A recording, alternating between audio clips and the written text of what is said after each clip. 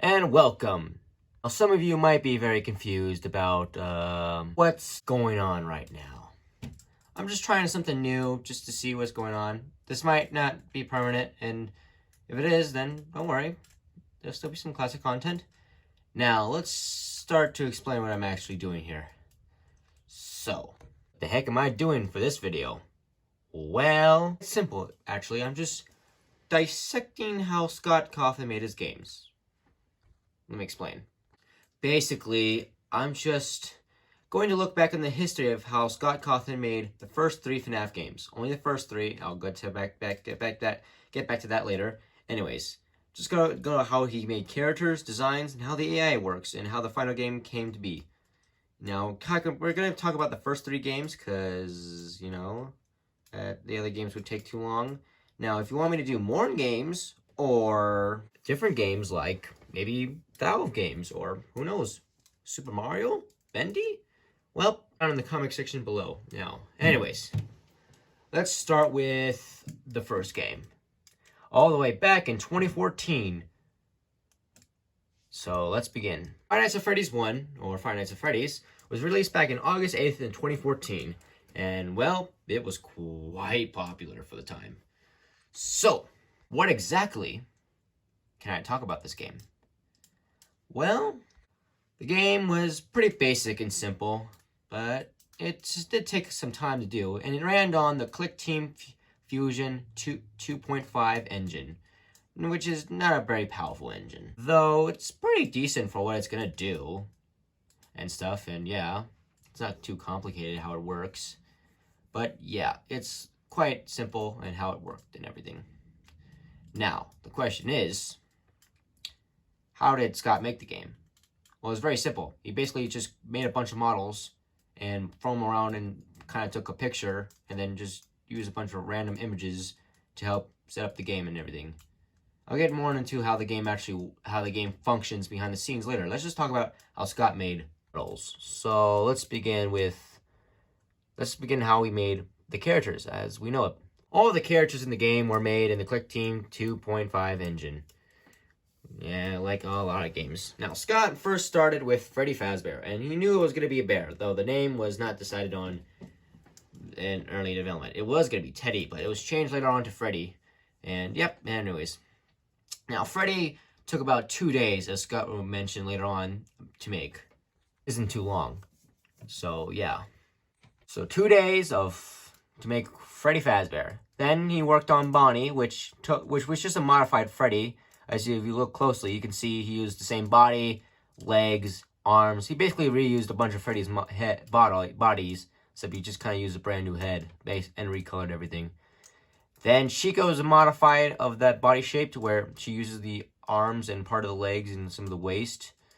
But brand new feet and legs and a new body and a new head. More complicated, but still took around 2 days to do. Now, Foxy was an interesting case.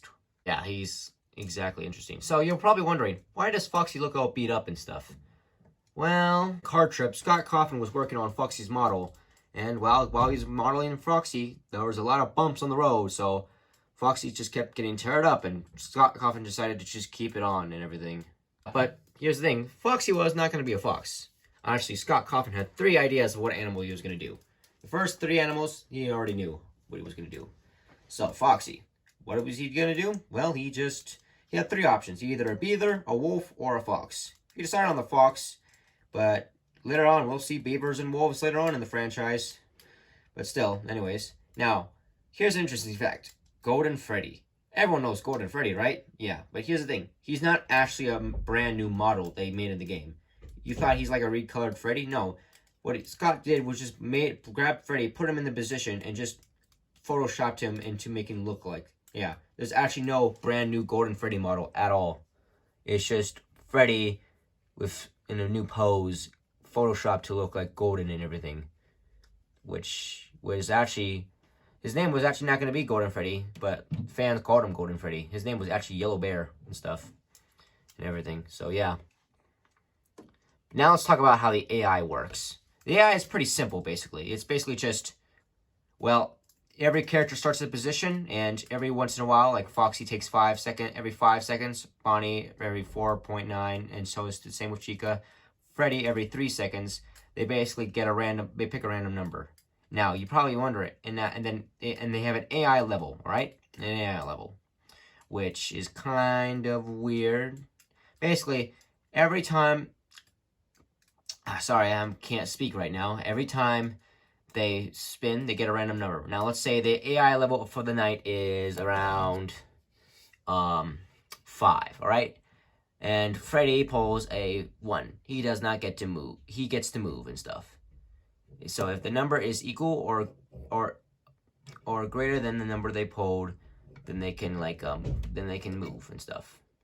But if the number's like say if Bonnie's a 5, if the number is 6, Bonnie cannot move, and he fails his movement opportunity. But that's why 2020 mode, 420 mode is so hard, is because, well, every time they can move, they move. There's nothing stopping them from moving. Exactly. And everything. Yep, and now the game was so popular. Now, the game itself, great. Now, let's talk about the second game, how the game was made and everything. Let's begin. Five Nights at Freddy's 2, well, came out a couple months later. Took less time, but it works kind of the same. It basically takes a lot of the same code from Five Nights at Freddy's 1 and reuses it and stuff.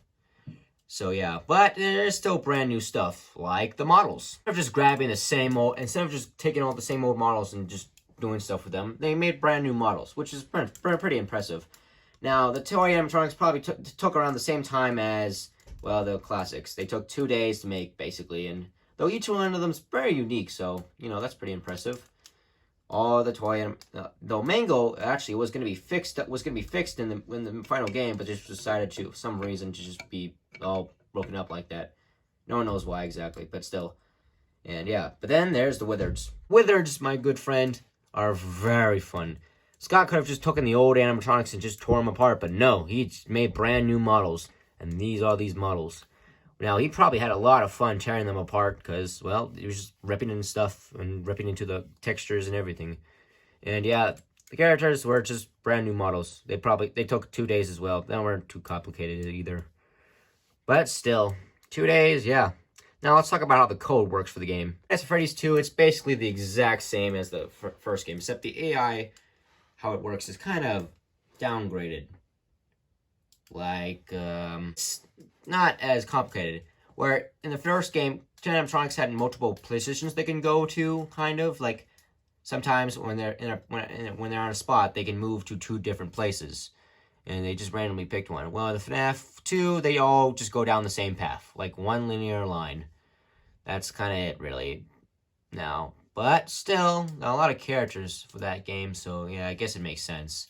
But yeah, it basically reuses a lot of the same code. But yeah, it was pretty fun still. And anyways, now let's go on to the next year of 2015. Wow, the future. Wow. And let's talk about Five Nights at Freddy's. Now, this game is a bit different in how it was made. Now, it reuses a bunch of the same code as the first game and the second game, but changes things a bit. Let's talk about how the models were made. Phantoms, they're very simple. They're very simple. They're not too complicated. You just take old FNAF 1 and 2 models, maybe remove a limb or something, and just change the texture. That's basically it. That's nothing too crazy and stuff. But let's talk about Springtrap. Springtrap was a model that's very complicated. Now with an internal organ system and a whole bunch of stuff, Scott Cawthon spent a good amount of his time on this one. This is probably the hardest model at the time for him to make. He said himself, it took about like 5 days to make this model, which took quite long actually compared to the other models. And he had a ton of fun making it, but you know, took a while. And it does look pretty good and everything, so yeah. But how does the AI work? Well, it's quite unique. So the Phantoms are pretty simple. They're like, you can probably figure them out. They don't really move or anything, so they just randomly appear. That's not really exciting or anything. But Springtrap's different because he's probably the most complicated AI at this point, because he has like 2 different systems to tell how difficult he is. Basically, he has the AI level, which happens every night, and then he also has a again, if I can speak correctly, the if I can speak correctly, he has also an aggression system, which basically means, instead, it doesn't erase his AI level, it just means how aggressive he'd be, like that when every time when he gets a movement arm 280, like say he starts at 5 seconds, if he gets more aggressive, he'll go for 4 to 3 to 2, you know what I'm saying and stuff. And his AI just kept changing and stuff. And yeah, it was quite good, and it's quite complicated and stuff, and pretty impressive for at least, you know, an AI for what he did. And that's kind of it right now. Now, those are all the first 3 games and how they're made. How basically they were designed, and some insane details. I didn't go into too much detail because I know if I get too much detail, it'll get too complicated, because I don't think everyone wants to know exactly every little thing he did and stuff. But still, I mean, for the games, they were pretty good. They're not too complicated, but still, they're pretty great, and they're selling well. Millions of copies have been made and stuff, so yeah. But yeah, that's all for right now. I'm definitely going to do another video of this for FNAF 4, Sister Location and World, and maybe FNAF 6. I might do a third one of the same franchise, and who knows, I might do a bendy one. I'm probably going to do a bendy one, but still, I'm definitely going to do a sequel to this, so don't worry, you little butts. So, anyways, before you go, please like and subscribe, and I would really appreciate it. It would be really helpful. And please check out the other channel. Please check out the Broski's YouTube channel, where me and my friends play a lot of video games and stuff. Now, there's a lot of fun you can have here, and it's quite fun, and we're just happy to have you there. Please check it out. New video at least every month. We're trying to get it more, but you know, it's kind of hard when we live a little bit far from each other. Anyways, thank you for everything you've done, and yeah, have a nice day. Goodbye. Sweet dreams.